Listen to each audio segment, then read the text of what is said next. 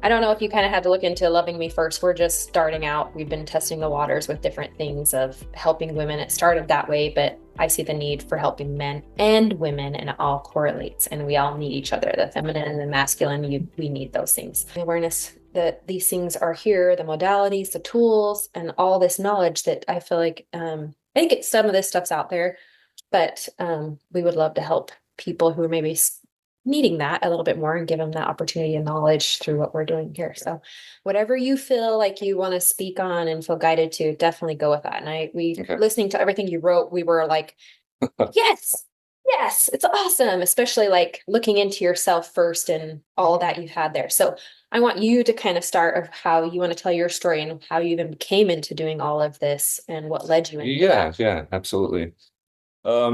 It started early on. I think I've been like a spiritual seeker my whole life. I feel like my earliest memories are like, who am I? Why am I here? What's this all about? But when I was about somewhere between 10 and 12, I had discovered a little biofeedback device that my mom had. And this is back in the 70s. This thing looked like a computer mouse, but it was before we had, computers at home. And it was a galvanic skin response biofeedback device. Your skin conducts electricity differently when you're relaxed versus when you're either anxious or excited. And I asked my mom what this thing was, and she said, I'm supposed to use that to learn how to relax. And it was in the quote junk drawer Oh, in our wow. house. I knew she wasn't using it. So I took it and started playing with it. And I put my hands on it. It had a 9-volt battery and some metal plates that were running that electric current on your skin. Mm-hmm. And it just emitted a tone based on whatever your skin conductance was. So it was emitting like a beep, and I closed my eyes and that got lower in pitch as I, was relaxing. And that's all I knew about. It was supposed to be about relaxing. And then I remember that book report I had to write and it went immediately went high pitched. And I was amazed that, I didn't understand it, but I knew that my thoughts had an immediate effect on my body that this machine picked up on. And it was like it could read my mind. That's the way I looked at it. And then I immediately had the thought like, it's probably important what I think about. Yeah. At And such a young age. Yeah, I was That's going to say incredible. that's an amazing thing to think about because I don't think most of us are like, who am I going to play at recess? And, Yeah. all those things, or oh, I hope he asks me out, like kind of silly things. Like, so yeah, that's very intuitive of you at that age to come up with that. I was just fascinated with it and I just kept using it. So anyway, that's just led me into meditation, Kundalini yoga, soaring crane, Qigong, Ki Aikido, which I've been doing for about 30 years now. So I'm fourth degree black belt in that. And I got into that because of meditation. I was really wanting a meditation teacher. I had no interest in martial arts at all. But it proved also to be a really important part of my path. Mm-hmm. In that I had some childhood trauma happen to me. I never told anybody what happened to me Yeah. until I was in my 40s, almost 50. Wow. And so part of that Aikido was like I could get triggered in this. I consider it a laboratory where I could get triggered, and people are grabbing you and getting you bear hugs and stuff. And it's a safe container where everybody's there to support you and each other. And like, how can I learn how to relax when my system gets triggered and activated? Wow. That's cool. So all of my teachers and like my path, I'm so grateful for all the things that kind of just lined up on the path. And then I was hardcore into meditation as well. And I stumbled upon neurofeedback Mm-hmm. on the internet. And I immediately knew that had to be biofeedback that uses the brainwave activity as the biological signal being monitored. So, can you explain that to someone who dumb it down for me to understand how that would work and how that could benefit someone Sure, else? the neurofeedback. The Yeah, neurofeedback. yes, yes. Yeah. So most neurofeedback is a medical treatment. What the type of neurofeedback I'm doing is not a treatment or therapy for anything. We call it training, not treatment. Okay. But the idea is to not get into the weeds on the technical details. I'm put sensors on the client's scalp. It picks up the brainwave information. It sends it to an EEG amplifier. Okay. And then that boosts the signal and sends that to the software package that's monitoring the client's brainwave activity. So it's essentially, to make it really simple analogy, it is basically like a mirror held up to the brain. It feeds back information to the brain, information about what it just did. And 256 times a second, the amplifier is sampling the brainwave information. So basically, it literally is like a mirror held up into the brain. It's getting real-time feedback. The brain is constantly trying to conserve energy, operate as efficiently as possible, and move away from discomfort. It doesn't have a direct channel of information about itself before. So the neurofeedback system is not trying to fix or change or even influence the client's brainwave patterns in any way possible. There's no judgment that anybody's brainwave patterns should be information. Yeah. So it's really creating the optimal environment to support what your brain's always trying to do every moment of our life, and that is to operate efficiently, conserve energy, and move away from discomfort. So when the brain gets that information about itself, it gets to see maybe where it's putting out a lot of energy and not getting much payoff. Say like it's stuck in some trauma response, or you have a hard time sleeping or staying asleep or focusing. These are all very inefficient ways for the brain to operate. So when the brain gets to look at itself in the mirror, it will give itself a tune-up. And that's what it's always trying to do. So, because I'm trying to understand this. So trauma, that's a big thing for a lot of people. I think a lot of people have experienced, whether it's childhood trauma or whatever that is. How does that help them? It's just mirroring, like it's helping opening something. I mean, I'm trying to understand it. And So like, do you do it real time? And the person, you put them in different settings, or how do you get that? No, it's monitoring 60 different brainwave frequencies throughout the session. There's 20 targets that separate that range of 60 brainwave frequencies into different targets. So each target's a range of brainwave frequencies.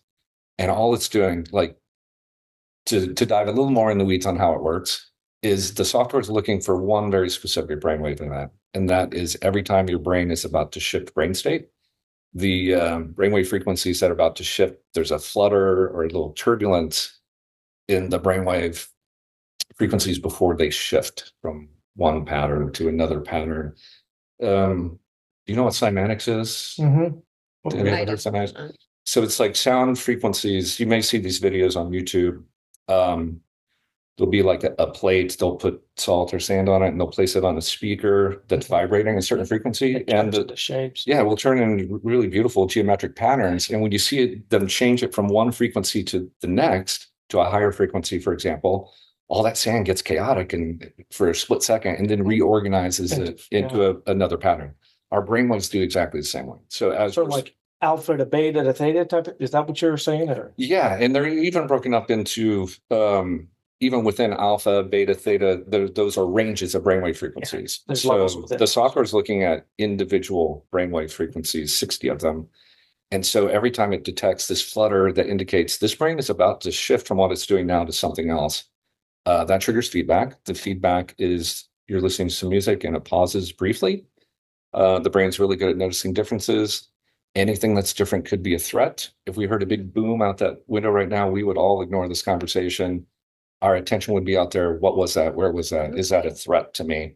That's called the orienting response. So the brain orients or pays attention to anything that's novel. So the little pause in the music triggers an orienting response.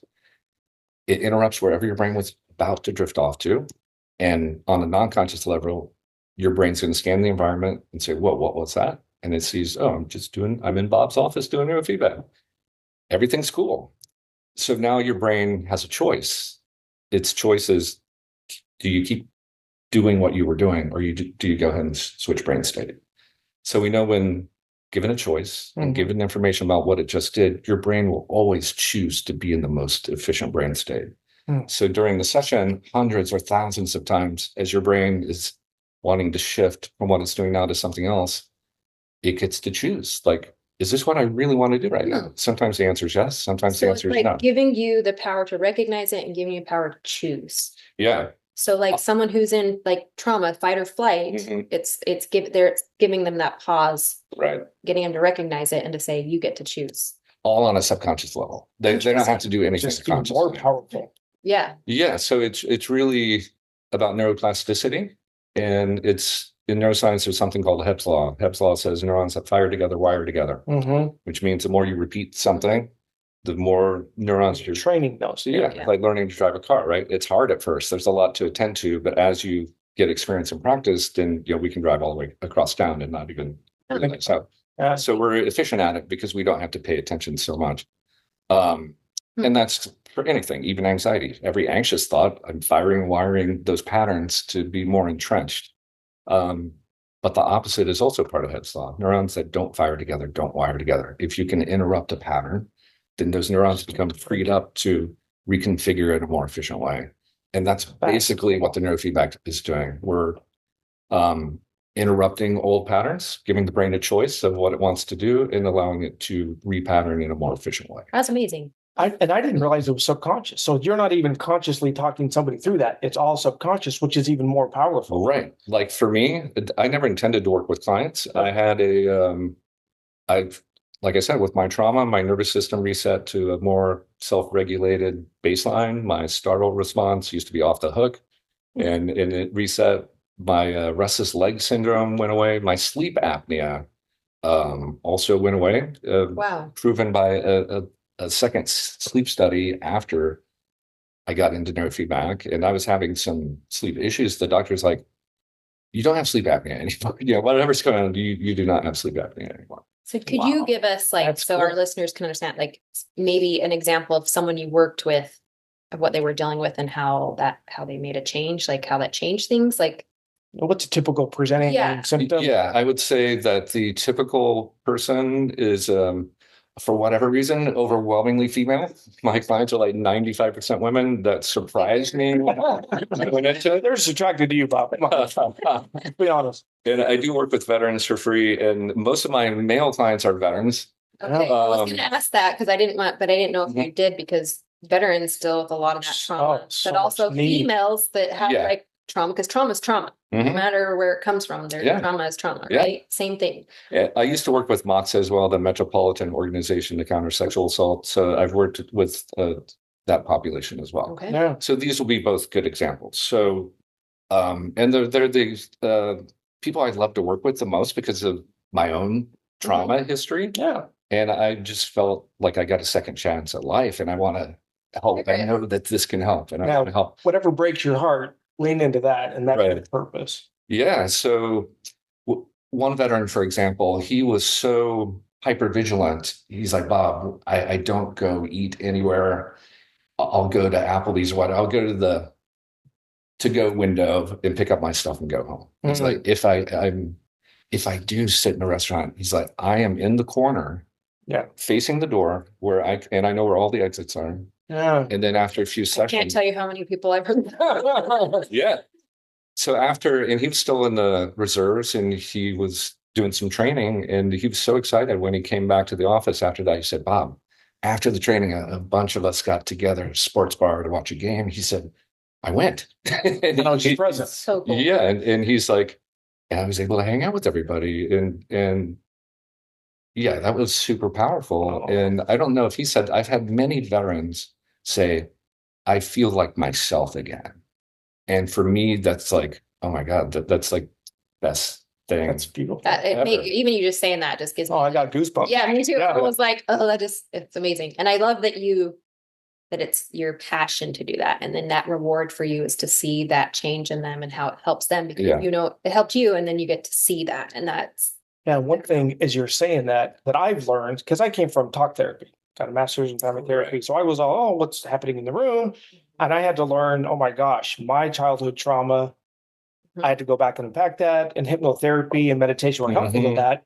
But one thing I used to believe that I don't anymore is, like, you have to talk through the trauma. No, you can heal it. Right.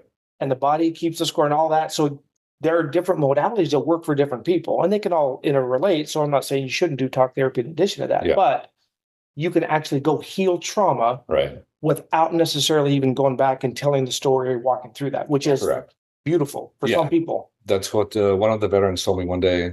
He said, I love coming in here. He said, I don't like to tell my story over and over again. Yeah. I said, I come in, you ask me how my kids are doing. Yeah. I ask you how your folks are doing. And he's like, I love it. And he was so angry. that he wasn't getting the treatment that he deserved. Yeah. He said, I'm just being put on drugs and I'm kind of a zombie and I'm in college. I'm trying to study and I can't. So, Yeah. Because he's been retelling that story, rewires it and keeps it.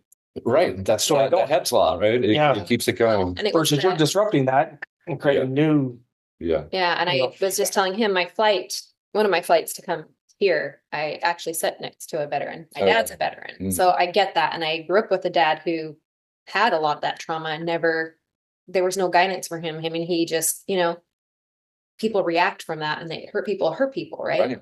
And they don't like it about themselves either, right? Nobody likes to be like, oh, I hate when I do that. But he was stating that to me, being a Vietnam vet, that everyone kind of treated him like crap afterward. Right. And there was no support in that. And Right. so the knowledge that you have and to help other veterans in that, especially now, because they're like, the drugs here, just take this, just do this, or buck up and man up and deal with it, which is not healthy for anyone by any means, right? Right. And you have this simple thing that can help rewire, which is most of the time it's the brain, right? Yeah. The injury and the problem is in the brain. Yeah. And we don't assess that. It all connects, throughout eventually, but like that brain piece, I think, is a huge part of it. And it helps so many people. Well, and a huge part of it as well is this puts all the power in their hand. It's like your brain is in charge of the entire process. Yeah.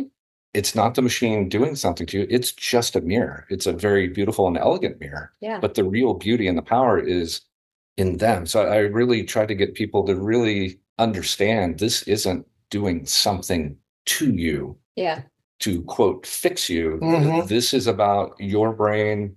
There's an intrinsic self-organizing wisdom in your central nervous system that knows what's best for itself. It's the expert on what it needs. Wow. And it knows how to use the feedback information. Yeah. So it's incredibly empowering, and it's about optimization. It's not about fixing things, because I don't believe people are broken. Yeah. It's about Well, and the body knows how to do that. Like, you cut yourself, the body, again, we were talking to somebody else. I don't have to tell the blood clots and all that. Right. And it's like, no, it intuitively know that which created us right. knows how to heal us. And you're just tapping into that. Yeah. So that, generally speaking, I'm overgeneralizing, but that probably is a heavy male population. On the female side, because most of your clients tend to be women, what is a typical presenting issue maybe for a woman that comes to you? For 2 or 3? Yeah, and it's really the same for most of the men as well. So my typical client is somebody who's middle-aged, 40s, 50s, for the most part. They are stressed out to the max with juggling a lot of responsibilities and with a very tight time frame. And everybody is overthinking. Everyone, and almost everyone walks in the door and they're like, point to their head and they're like, Bob, I can't turn it off. I'm trying to sleep. And that's survival mode. Explain it if it's there's like I have a zoo in my brain up here and all the animals are loose and I'm trying to get them back in their cages and it's chaos. That's how I feel. And I'm like, so to sleep, anything like that, especially I feel like female brains, we just can't turn off with kids. We're always thinking that stuff. But I think males still have the same thing, especially vets and people who are under high stress.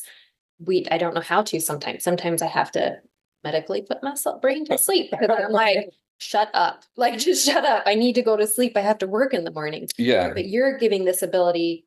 It's no drugs. It's not doing anything to you. Your body is your brain. I'm just going to help you out with that. The mirror. Yeah. It's going to heal itself. Yeah. So I was the same. My trauma, I had super social anxiety. To do this, no way. No way I'd be able to get in front of the camera. And driving here to do this, there was a little bit of, that kind of nerves, but I can handle it. Like it's just, it gives me the energy, I think, to have, like they say, you don't want to be too calm. But you're using that energy to propel you forward. But absolutely, prior to the neurofeedback, I was absolutely phobic of public speaking. I would dissociate and kind of pass out. So not really pass out, but what I'm saying. I know you check out. Yeah. I think my trauma and my things of dissociation, even in high school, it was like I couldn't look at people in the face. Like it was, I was sweating all the time in public situations that I felt like if I was on spotlight or anything or going somewhere where I felt unfamiliar, It just like, you can't, like, you're just like, oh, I just want to go back home. Yeah. And like, I've worked through a lot of that stuff. And even like you're saying that's me coming here just to do this today. With like, it's been a huge process of me trying to work through that and be like, stop it, just do it. But it's like, I feel like there's a lot of things I could benefit just from doing what you like, my trauma coming doing that, because I feel like I could benefit from it. I'm like, but you can't do this online. People need to come see you in person. Correct. So if they want to, they can come here. You can. Yeah. And I do have some rental systems, so I can send somebody home with their own system, which is just a laptop and the EEG amplifier and the sensors. And there's some paste that you attach the sensors with. But yeah, it's so the overthinking thing, right? When that person gets hooked up for the neurofeedback session, to me, that's the low-hanging fruit. Because the brain gets to see, wow, I'm putting out a tremendous amount of energy. There's no payoff to this at all. Yeah. So the sessions are super pleasant, because normally people just drop into a very relaxed state. I call it meditation on steroids. That was my interest going into it, was meditation. I'm like, wow, there's a system out there. I can put the sensors on, start meditating, and based on my brainwave activity, could I get feedback the split second my mind wanders based on what the brainwaves does? This does it one better. It lets your brain know a split second before it wanders, because of that flutter that indicates it's on the verge of shifting. It hasn't shifted. That's fascinating. Interrupts it and doesn't let it happen. So I call it meditation on steroids, and you don't have to do a darn thing, including even being awake. And so I think part of the overthinking is people believe I have to figure everything out there. And the conscious mind, Stop looking at me. I'm feeling and it's normal. And that was me as well. But I've never overthought ever. No, not me. What I know, like the facts are, the conscious mind can only process 30 bits as a computer processor can only process 30 bits of information per second, which, if I'm talking to Dave and then you're talking to me over here, I can't attend to both of them. That's how low the processing power is. The non-conscious part of the brain processes 500 estimates up to 500 million bits of information per second. So I tell the clients, give yourself 30 minutes where you don't have to do a darn thing. Let that supercomputer that we all have, let it do its thing. Let it do the heavy lifting. And what I found for a lot of these women and for myself is, as that inner chatter gets turned way down, this is the other thing that I think no one has said this to me. What I see in everybody is they feel disconnected from themselves, and they feel disconnected from other people and nature and the bigger culture. Like, that is the driving pain, is this feeling of disconnection. Yeah. When that noise is turned, that chatter, that thinking is turned way down, they often get in touch with themselves for the first time. And then they start to realize, like, oh, I became an accountant to please my dad. I wanted to be a photographer or whatever.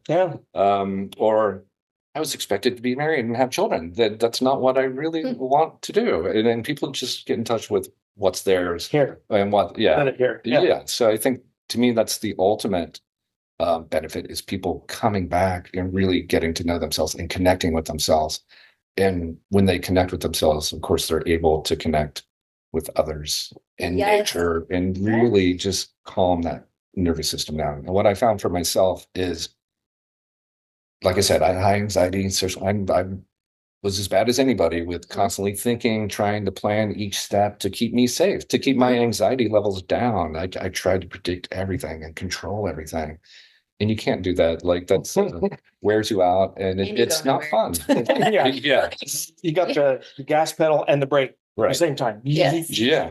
So what I found is, when all that overthinking, when my anxiety levels came down and I was able to self-regulate and be more resilient to stress, the way I think about it is, I moved from being in resistance to life to being in flow with my life. And it's the paradox of, the more I let go, the more elegantly my life unfolds when I step out of the way, because I'm trying to control things through a fearful survival mode, basically. Instead of this. And allowing that, whatever you want to call it, that source, that perfect love that created all of us, to flow through us and let us heal, whether it's a cut, whether it's all that stuff, because it's way more powerful. And then things happen. Like, it's I hate to use the word magic, but it's a word I haven't, like, it brought me here to you guys. It's like the energy, I don't know, everything connecting, and it is kind of a magic in a sense. Like, Yeah. people want to think that it's kind of crazy woo woo, but it's not. It's energies. It's everything that our bodies are, and we just need to tap into that. Yeah. And what's interesting is you said most of your clients are towards in their 40s, and I find that interesting because I think when you're like with my own daughter, I have a daughter who's 23, and she knows she doesn't know everything, but she thinks she does. At that age where like, I already know I'm just going to do it. And even no matter what I hate, blah, blah, blah, blah, blah. And they're like, I know, mom. Or it's like, they think they know better, but it's like, they have to go through that path. It's like, I don't know, their brain's still developing, right? Until they get to that age. And then they have to experience life a little bit where they're like, wait a minute. And they get into those 40s. They're like, wait, like, there's something off, or I am not in touch with myself, or, experiences have happened, or my job, it's all I do. Like, there's got to be more to life. And maybe the traditional path isn't working. There's not enough antidepressant drugs. There's not enough alcohol. There's not enough sex. There's not enough busyness. Right. Yeah. Maybe I should try something else. And it typically, unfortunately, is in our 40s. And we come to that like, okay, what else can I do? Because these things they're alleviating the symptoms short term. Yeah. But I need to go all the way extreme and heal that. Mm-hmm. And usually takes guys a little bit longer. Maybe women. Clearly need to. So that's beautiful. Well, I want to touch back on what you mentioned about talk therapy, because I did talk therapy eventually in my 40s. I finally, I tried to do everything myself my whole life. And finally, I went through a divorce. And that's what got me to realize, like, it's like, what happened? And then I'm like, oh, that's in here controlling everything. It's why I'm so guarded. It's why I'm so secretive. And I'm like, I have to talk to somebody about this. And how I met my therapist was absolutely the most mysterious, magical thing that ever happened to me. It still blows my mind. And talk therapy was very, very beneficial. But I agree with you. Trauma is a nervous system thing. It's not a thinking thing. We're not going to talk our way to understanding it. We're not going to figure it out. No. Talk therapy for me allowed me to connect the dots and understand why I get triggered in the specific way I did. And it made me understand, okay, this isn't a character flaw or anything like that. This is how I survived. Yep. Now let me go in and heal that in a different way. Yeah. So the neurofeedback, to me, talk therapy was very important, but you got to do something to address the nervous system. Somatic 100%. experiencing, neurofeedback, even hypnotherapy, body work can be very helpful as well. And I love that too, because I couldn't agree more that there's so many different modalities and they all work. And if the fruit is good, okay, it worked. But I agree with you as well. It's like, okay, talk therapy. And in my own work, and when I went through hypnotherapy and healed myself, that was part of the work. But I learned, I was really good in talk therapy and getting people to a certain point. But I'm like, the thing that unpacked things for me and the world shifted in 1 hour was a soul level going back and healing some of that childhood trauma. I'm like, how do I go do that? And in the last 6 years, I've become more tapped into all these other different modalities of there's so many different ways to do that. And I don't care how people do it.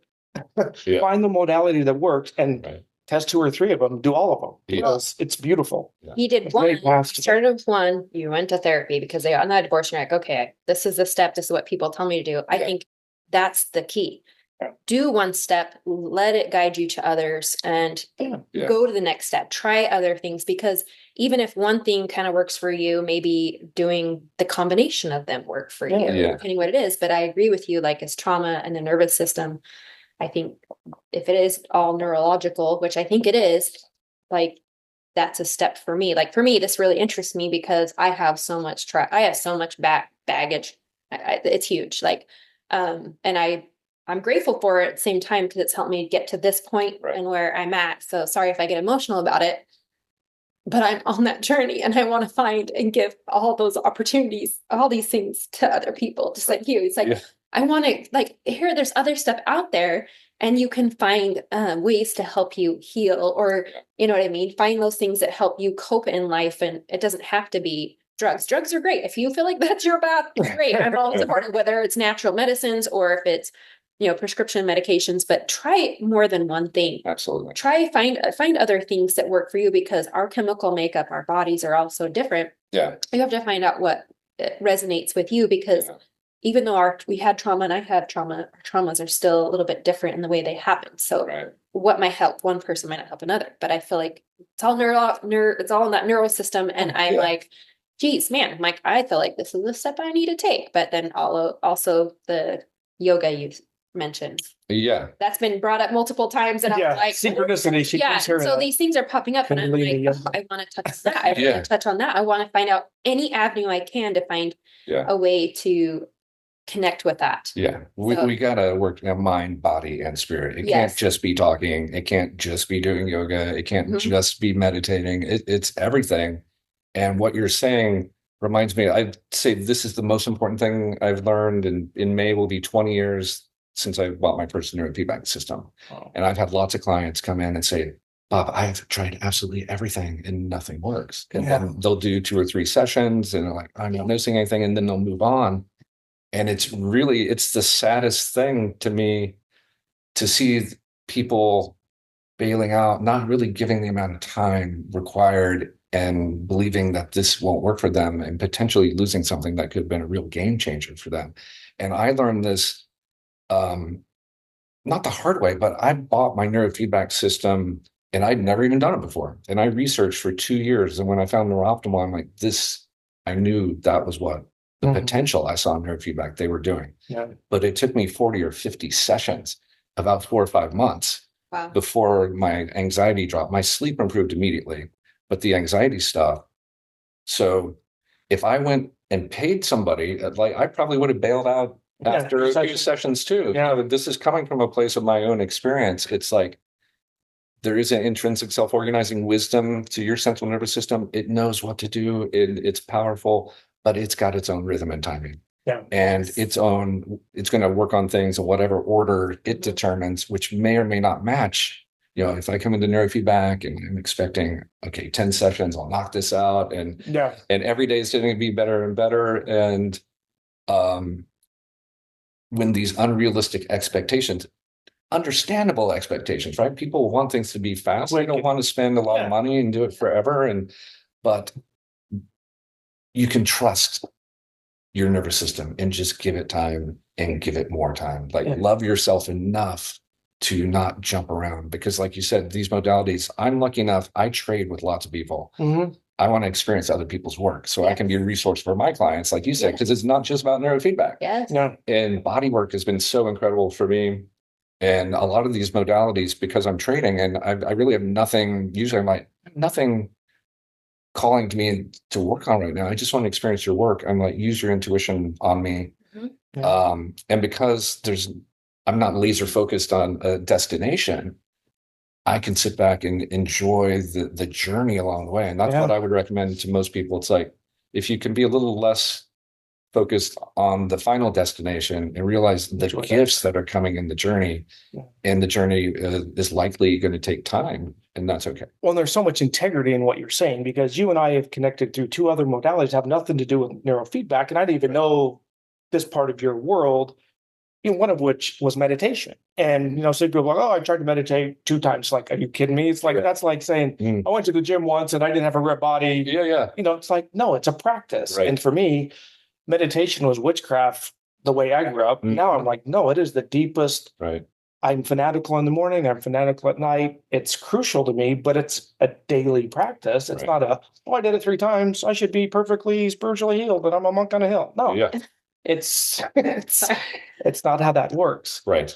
And I love what you're saying as well, because I'm that same way of just like, I do certain things and I do talk therapy and hypnotherapy, but man, I'm enjoying all these other different modalities. And again, you and I have connected through so many others. So I love the integrity of you and just who you are, because you are that and you are open to all these different things. And even somebody else we had on the podcast, you're going to go do some other modality with them. It's just so excited. It's beautiful, Well, it just tells you, like, you know what you felt and how it's changed your life to do what you're doing, but you also know it's interconnected with other things, and other things can help, which is so great, because it's like, I don't know. So it's like anything, creating habits. You got to create a habit. You got to give it time to You can't just be like, oh, I tried to diet once and it didn't work, or I tried to get off sugar. It's a process. And then you're going to have a setback, because there's no like, oh, you're healed. Like, it's a process, and you're going to have setbacks, and you got to be, give yourself some grace and Absolutely. try again, like do that, because that first initial moment, like when I did sound bath, though, that all the vibrations from that was like, I was kind of like, oh yeah, this sounds fun. It's going to be fun, whatever. And I didn't realize that it hit so deep inside me that I could not stop the emotion coming out of me. Like, I didn't realize how much like I needed that release. And I was just like, oh, great, but if I'm not sticking to it, I'm like, oh, that was a great one, the one time, so I'm good to go. Definitely not, because months and months later, I did it again. The same thing happened. I'm like, okay, there is something here. I need to really sit back. I need to give myself time with, whether it's that, or whether it's meditation, whatever it is, whatever modality it is, like, you need to give it time. Like, there's no quick fix. I don't care what anyone says. Like, there's no quick fix. Yeah, absolutely. Like, I've had people, they want neurofeedback to solve all their issues. I'm like, this is going to help your brain operate more efficiently. You're going to sleep better, which means you're going to be more resilient to stress. Your focus is going to be better. And all of those things will make working on your emotional stuff and your childhood stuff much, much easier. But there's no bypassing doing the work. Yeah. Yes. But the work can be a lot easier, as you said, as we find the modalities that really speak to us and give them enough time. Yeah. Well, And look at it holistically, like we were with a holistic doctor. I mean, there's a biological piece of getting your health in better shape, which is going to impact everything else, just like you're saying. The neurofeedback is going to help you. But yeah, there's other things you can do. You can do neurofeedback and eat shitty food. Guess what? You're going to feel like shit. I mean, yeah, that's what I tell my clients too. It's like, because they're like, how many sessions does it take? Days, and like that's a good thing to point out. Is like, you never know. Everyone's individual. But what I do tell them is like, self-care. Be the healthiest person that you can be. That's how you make this go faster, is that you eat healthier, you get to sleep, you're exercising, you're meditating. Yeah. It is a lifestyle. It's not a hit and run. Like, sometimes I feel like the clients are like, give me a tune up and then I'm going to go out there and not change anything. Like, you have to that's my problem. make it's a commitment to ourselves, and it's hard on top. Well, it's the self-care, like the self-love, what we were just talking about. That's so hard sometimes to give yourself, because it's like, oh, that's selfish, or oh, I have other things to do, my kids, or whatever else comes first. It's not selfish. It's you're becoming a better version of you to be a better version for everybody else. And so you need to embrace that. And that's like, why our company's loving. I was just saying, that's why I love the name of your company, because that's what my path journey is right now. Yes. Is loving myself, because I tend to be a people pleaser, and I'm seeking that attention and love from outside of me. And it's really hit home lately with some stuff that's happened in my life. It's like, that's my job, is to take care of my needs. Yeah. And if I'm trying to get it from somebody else, it'll never work. It'll never be enough. It's dependent on an external condition, and it's not very nice to the other person. It's a bit manipulative. Well, you're you're putting expectations on them that they feel like they can't fulfill, and then that stresses them out, which I've been there. And then the whole therapy, I've done therapy, and I actually think there's good, like you said, talk therapy, there is good things in it. And one of the things that was a light bulb in my mind that went off doing therapy was, he let me know, and with his way, that I needed to meet my own needs. Yeah. And at first I was like, what do you mean meet my own needs? I feed myself, I do all these things. And he was like, no, like loving yourself, giving yourself grace, all the things, all those needs that we expect other people to fulfill. He's like, you should be doing that 90% of the time yourself. He goes, because you're putting expectations on everybody else. And the perspective he gave me was, what would you tell your daughter to do when she was going through all this, blah, blah, blah, blah, blah. I'm like, oh, I would tell her to do this and this. And he's like, well, what's wrong with you doing these things? And I was like, oh, I guess I should do those things. So the whole perspective, and I don't think we always remember that. And we have to be reminded all the time to be like, wait, I need to step back. And that means when you're doing that, you're give these modalities time and effort. And that's you giving yourself grace and love to accept it. Because you also have to be in a place to accept those things. Absolutely. Because if you're Receiving is a huge part of Yes. this. right, and if you're like, it sounds like you're a giver. You're like, give. Yeah, I'm learning how to receive. Yeah, it's so hard. Yeah, it's funny, like that piece. What I realized recently, I've been walking these hiking trails, beautiful hiking trails in Johnson County, and I realized like the sun's shining its light on me. I'm getting this warmth. These trees are putting out oxygen and terpenes that are calming my nervous system down. The earth is supporting me. I'm like, because I'm always like, I'll receive when somebody gives me something to receive. And then I realized I'm like, there's so much to receive out there. I thought I had to come from this person. Yeah. Like there's an abundance. There's a source that's providing all that. Yeah. Yeah. Well, I can tell you the first time we met was in a different community, and you were the first person. To me, I was a little bit nervous showing up to a new community, and you are that. Like you emanated this beautiful, masculine, healthy love. So you are that. You know, I know you have moments, but I'll always be appreciative for that and other moments we've had together, including we went on a meditation hike, and we were both very influenced by Dr. Joe. But you are that leader, a very strong masculine presence for other masculine men and safety. I mean, she felt safe enough to be emotional in front of you, and I've seen other women. Yeah. So you are that, and I just want to honor that, and I appreciate you. I received that. Yeah. And something that you said that for me is the most important of all this is finding your tribe, your community. So you're creating community with this and your website and the retreats and things you're doing to find your tribe of like-minded people, and we're all the same. We're all struggling with walking each other home. Yeah, and that is like essential. I had an experience, sort of a spiritual experience, where kind of a download, and it said, Bob, you can only go so far by yourself, and you hit that ceiling years ago. It is in community that your healing, your growth, your expansion is going to just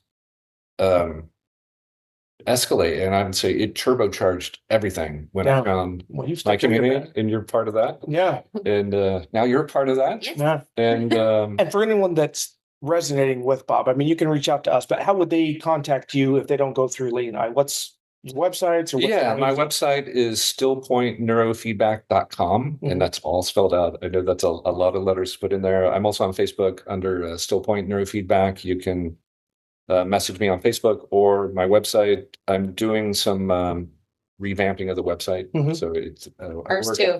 That's why I tell people, I'm like, oh, don't give that out yet. It's not ready.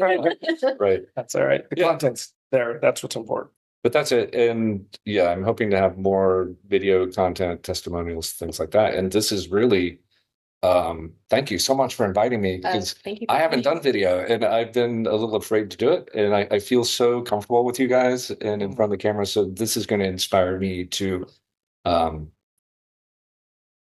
get my work out there even more, because like you and you, I just want to help people. Like I want to be that person for somebody else that I wish I had as a kid going through my trauma all alone. And that's your best client. You looking back, and because that is what broke your heart, let me go heal that. And that's what's driving you, which is beautiful. Yeah. Well, I feel like even the trauma thing is like everybody's experienced trauma. You could relate to anybody and everyone because of just that in my mind. And go ahead. Were you going to say something? I didn't want to cut you. I do want to say something, but only if you're done. I poo-pooed trauma. I got to hear trauma. And again, my training and my background. But the reality is, and again, back to the subconscious mind, everybody has experienced trauma. Now, as a young kid, under the age of 10, 12, your subconscious mind is in theta states, absorbing all this. So people who may be hearing this and be like, oh, my priest didn't molest me. Okay, that's big T trauma, right? But from a 8-year-old's perspective, you may be sitting on the playground and the kids teased you. And we look at that as an adult, they're like, that's no big deal. But maybe that 8-year-old was also a foster kid and got passed around. And that was the thing that just they heard that I'm unworthy or whatever that happens to be. So, and we're unaware of a lot of times, it's in our subconscious. And so for anyone that's listening, it might be like, no, I don't have trauma.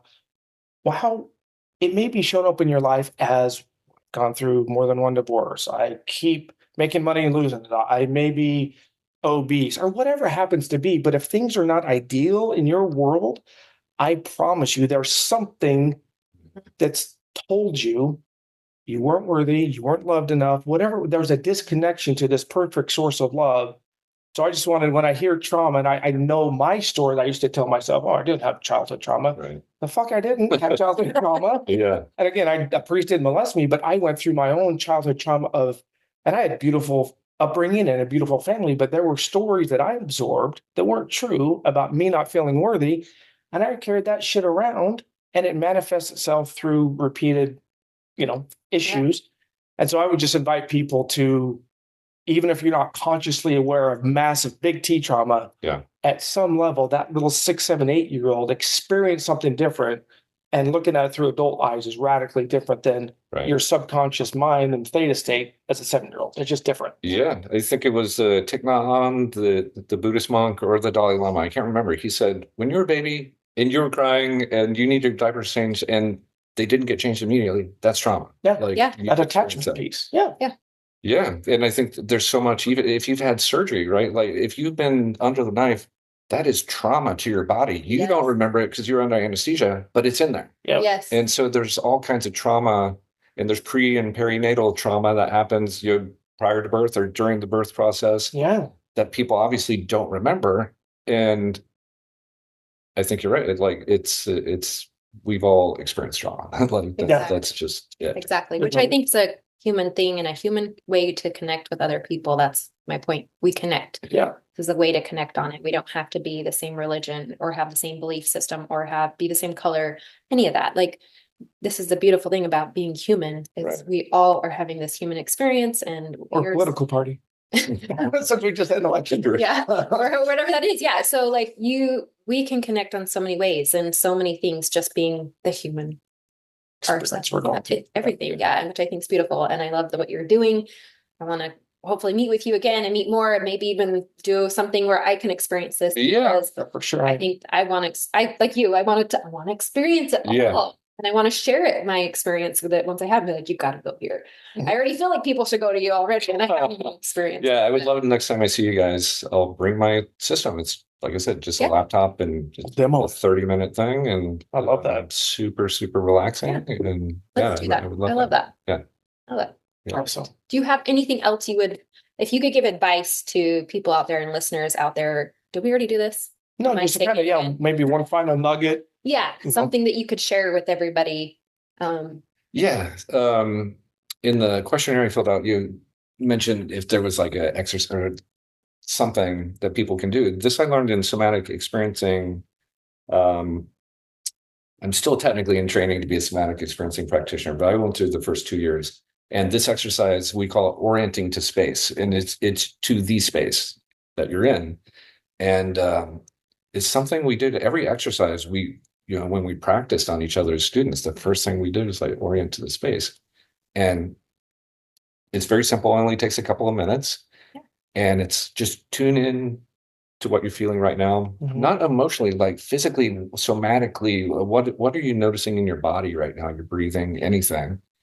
And as soon as you've done that, then just take a moment to look around the room or your car. If you're in your car, don't do it while you're driving though. And just look at like the lights and the furniture and the artwork, and look out the window, and just let your eyes land wherever they land. Don't think about it too much, but just look around, and then do that for a minute or two. And then come back to yourself and tune in again. What do I notice in my body right now? And oftentimes when I first did this exercise, I was late for an appointment and I was feeling some shame around that, and I'm activated. And we did this, and I'm like, ooh, my nervous system just went boom. I'm like, wow, so much of that activation went down. She's like, yeah, when you feel like you're in a safe space, a space that you're comfortable in, and you just take the time to look around, it kind of gets us out of our head. Yeah. And she's like, it's a very quick way of just dropping in to the present moment, but without trying to meditate. Like you said, so many people have like a stigma around meditating. This is very simple. It's just looking around, and it basically is meditation, but in a very, very easy way. We didn't do it for very long for me to really do that, but even you just doing that and saying, you were like saying, look around, and I let go of what I was feeling inside and all of that. And I was noticing the sun coming through the window, and all of a sudden I just went, woof, like I felt like a calm And then you were like, you were talking and I came back to it. It was like, I don't know. So like in that instant, just for a second for me, and maybe that sounds silly, but that's literally what I just felt. And I felt like, okay, why don't I do that more often? Yeah. Why To don't me, I? it felt like that narrow-minded, we get this narrow-minded, and it just feels like, no, take a step back and get from a different noticer observer position, and Right. going up is almost what it felt like, because a lot of times when we get this narrow focus versus literally in 2 minutes, you just reset to, no, there's a bigger picture. Yeah. Go up on the And you both did the same. You both did a nice big inhale, and I think that that's automatically what happened. Like we don't realize how much we're holding our breath and constraining, and almost immediately when we start to look around, and that's the wisdom in the body. Your Right? body. It's like, And it's such a simple thing. You can do this anywhere. Yeah. Anywhere. yeah, That's awesome. I know. I love that. good. Yeah. Thank you. Awesome. Namaste. We're good. Namaste. That was beautiful. That was so amazing.